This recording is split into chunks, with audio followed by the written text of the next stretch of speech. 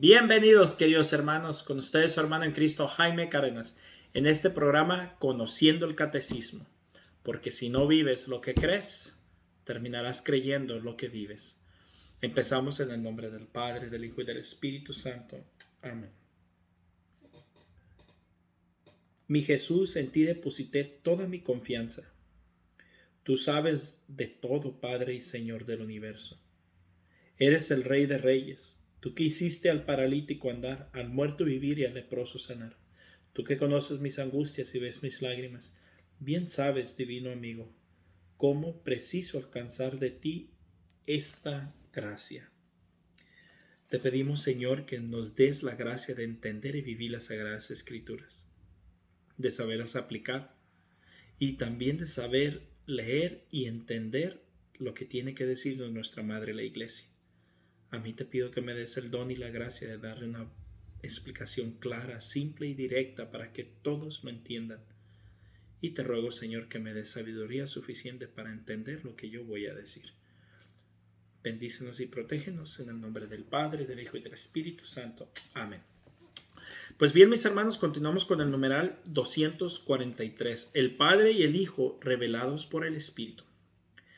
Antes de su Pascua, Jesús anuncia el envío de otro Paráclito, defensor, el Espíritu Santo. Este, que actuó ya en la creación y por los profetas, estará ahora junto con los discípulos y con ellos para enseñarles y conducirlos hasta la verdad completa. Juan 16:13. El Espíritu Santo es revelado, así como otra persona divina con relación a Jesús y al Padre. O sea que el Espíritu Santo era el gran desconocido de la historia de la salvación. Se sabía que había como luces de Él, presencias de Él aquí y allá, pero del todo, no se conocía el Espíritu Santo. Entonces, Jesucristo viene y nos anuncia y nos avisa de que iba a venir el que nos iba a enseñar y guiar, que es el Espíritu Santo, ya de una manera permanente. Numeral 244. El origen eterno del Espíritu se revela en su misión temporal. El Espíritu Santo es enviado a los apóstoles y a la Iglesia, tanto por el Padre en nombre del Hijo, como por el Hijo en persona. Una vez que vuelve junto al Padre, el envío de la persona del Espíritu tras la glorificación de Jesús revela en plenitud el misterio de la Santísima Trinidad. Numeral 245. La fe apostólica relativa al Espíritu Santo fue confesada por el Segundo Concilio Ecuménico en el año 381 en Constantinopla. Creemos en el Espíritu Santo, Señor y dador de vida, que procede del Padre. La Iglesia reconoce así al Padre como la fuente y el origen de toda la divinidad. Sin embargo, el origen eterno del Espíritu Santo está en conexión con el del Hijo. El Espíritu Santo, que es la tercera persona de la Trinidad, es Dios, uno e igual al Padre y al Hijo, de la misma sustancia y también de la misma naturaleza. Por eso no se dice que es solo el Espíritu del Padre, sino a la vez el Espíritu del Padre y del Hijo. El credo del Concilio de Constantinopla, año 381, confiesa con el Padre y el Hijo recibe una misma adoración y gloria. Yo pregunto, ¿dónde estaban los protestantes en esos concilios? Ni sus luces. Ellos vinieron a aparecerse 1200 años después. Y ahora vienen a decir que ellos tienen toda la verdad. Numeral 246. La tradición latina del credo confiesa que el Espíritu procede del Padre y del Hijo, filioque. El Concilio de Florencia en el año 1438, que por cierto todavía no estaban los protestantes, explicita: el Espíritu Santo tiene su esencia y su ser a la vez del Padre y del Hijo y procede eternamente tanto del uno como del otro, como de un solo principio y por una sola aspiración. Y porque todo lo que pertenece al Padre, el Padre lo dio a su Hijo único, el engendrarlo a excepción de su ser de Padre. esta procesión misma del Espíritu Santo a partir del Hijo, la tiene eternamente que su Padre, que lo engendró eternamente. Numeral 247. La afirmación del filioque no figuraba en el símbolo confesado el año 381 en Constantinopla, pero sobre la base de una antigua tradición latina alejandrina. El Papa San León le había ya confesado dogmáticamente el año 447, antes incluso que Roma conociese y recibiese el año 451 en el Concilio de Calcedonia, el símbolo del 381, y el uso de esta fórmula en el credo fue poco a poco admitido en la liturgia latina. Entre los siglos VIII y IX, la introducción del filioque en el símbolo niceno-constantinopolitano por la liturgia latina constituye todavía hoy un motivo de disensión con las iglesias ortodoxas. El símbolo, cuando dice el símbolo, es el credo, mis hermanos. O sea que todavía a consecuencia de eso, los ortodoxos tienen un motivo de disensión con nosotros. Es lo que nos está diciendo este numeral. Numeral 248. La tradición oriental expresa en primer lugar el carácter de origen primero del Padre por relación al Espíritu Santo. Al confesar al Espíritu como salido del Padre, Juan 15:26, esa tradición afirma que éste procede del Padre por el Hijo.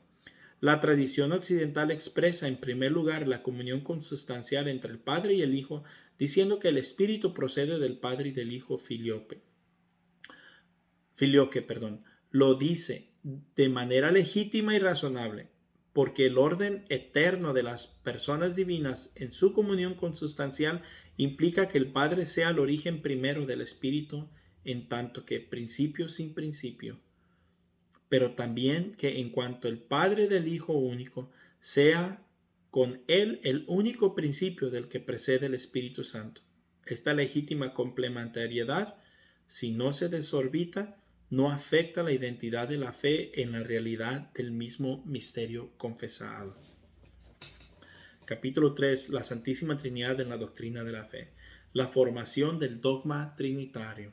Entonces ya vimos cómo va entrando el Espíritu Santo a través de los siglos y se va haciendo ya una dogmática dentro de la iglesia. Ahora vamos a ver cómo la Santísima Trinidad entra en la doctrina de la fe. Numeral, se llama la formación del dogma trinitario. Numeral 249.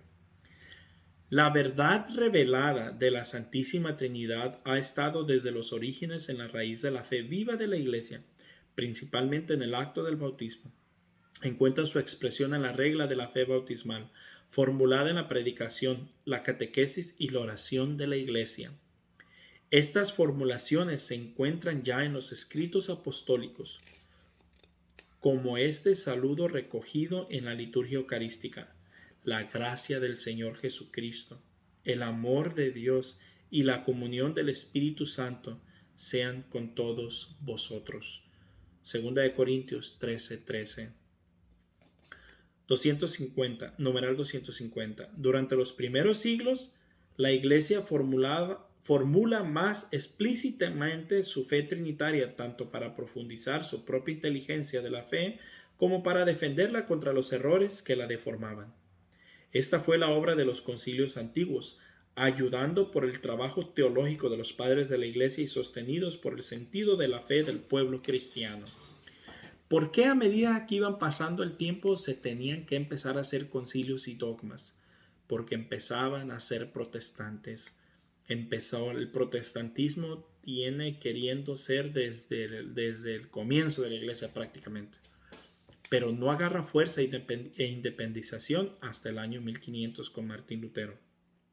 Pero el protestantismo siempre ha estado ahí buscando torcer las escrituras, pero salían estos concilios y la gente obedecía. El problema es que ahora la gente ni siquiera le interesa aprender lo más básico de la fe, no digamos las cosas importantes. Miren, yo veo programas o videos en YouTube que no tienen ni ton ni son y son puras idioteces y tienen miles hasta millones de views. Pero programas como estos que te enseñan la doctrina sólida de la Biblia, muy pocos les interesa, o en este caso del catecismo. Numeral 251. Para la formulación del dogma de la Trinidad, la Iglesia debió crear una terminología propia con ayuda de nociones de origen filosófico, sustancia, persona o hipóstasis, relación. O sea que hipóstasis significa relación, etc.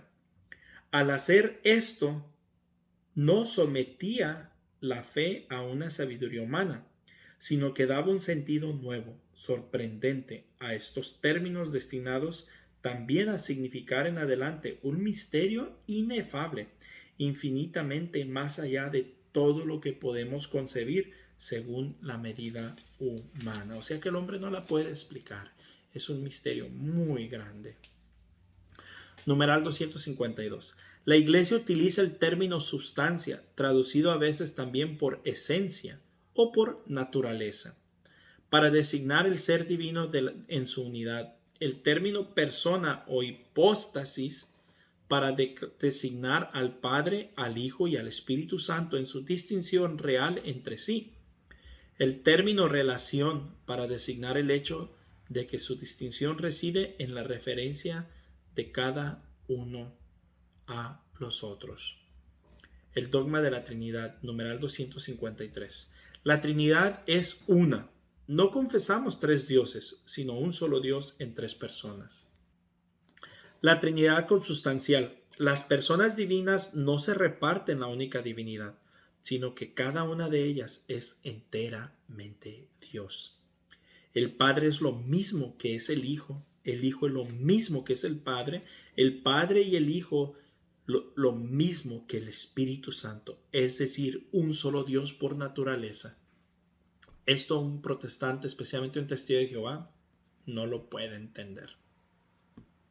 Y hay tantos que hasta dicen que la Trinidad es del demonio. No todos, pero sí muchos. Cada una de las tres personas es esta realidad, es decir, la sustancia, la esencia o la naturaleza divina. Numeral 254. Las personas divinas son realmente distintas entre sí. Dios es único, pero no solitario. Padre, Hijo, Espíritu Santo. No son simplemente nombres que designan modalidades del ser divino, pues son realmente distintos entre sí. Miren, no es que las tres personas simplemente son como descripciones por la manera de que, voy a poner un ejemplo que es como es una herejía en realidad.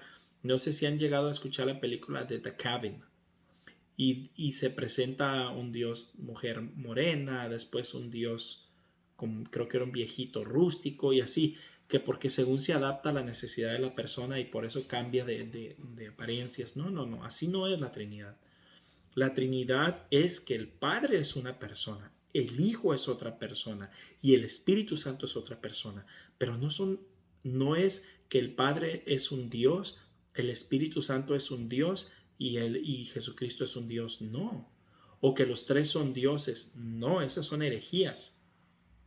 Los tres son un Dios, un solo Dios.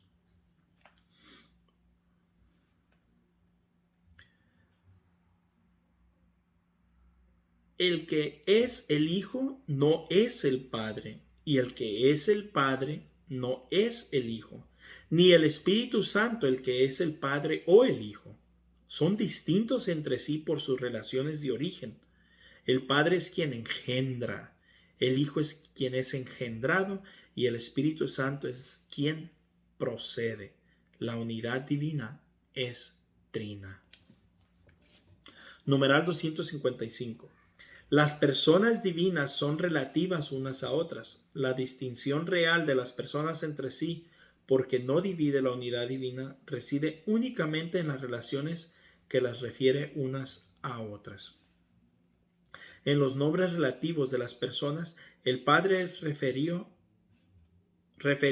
al Hijo, el Hijo lo es al Padre, el Espíritu Santo lo es a los dos. Sin embargo, cuando se habla de estas tres personas considerando las relaciones, Se cree en una sola naturaleza o sustancia.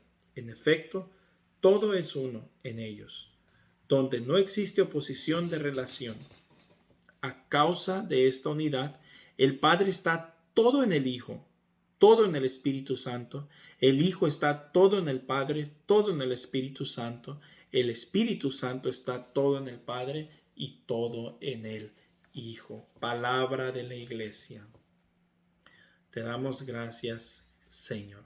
Pues bien, mis hermanos, aquí le vamos a terminar, pero esta es lo más que podemos explicar de la Santísima Trinidad. ¿Cómo es que se hizo? ¿Cómo es que se formó? O si lo queremos hablar de una manera humana, porque no es que se formó, porque si formó no fuera Dios, pero si queremos hablar de una manera humana, ¿cómo es que se logró hacer la Trinidad? Eso nosotros no lo vamos a poder explicar en primer lugar. Y no es que Dios lo formaron, porque si lo hayan formado, entonces el que lo formó, ese sería Dios. Así que, mis hermanos, espero y vayamos entendiendo esto. Si hay preguntas, coméntelas. Si algo, incluso cosas que son sobre mi capacidad, mejor yo no trato de explicar lo que no sé. Así que trato de lo que más voy entendiendo y si hay cosas que no las logro entender, mejor las paso al costo, como dice el catecismo, y así no hay cierre.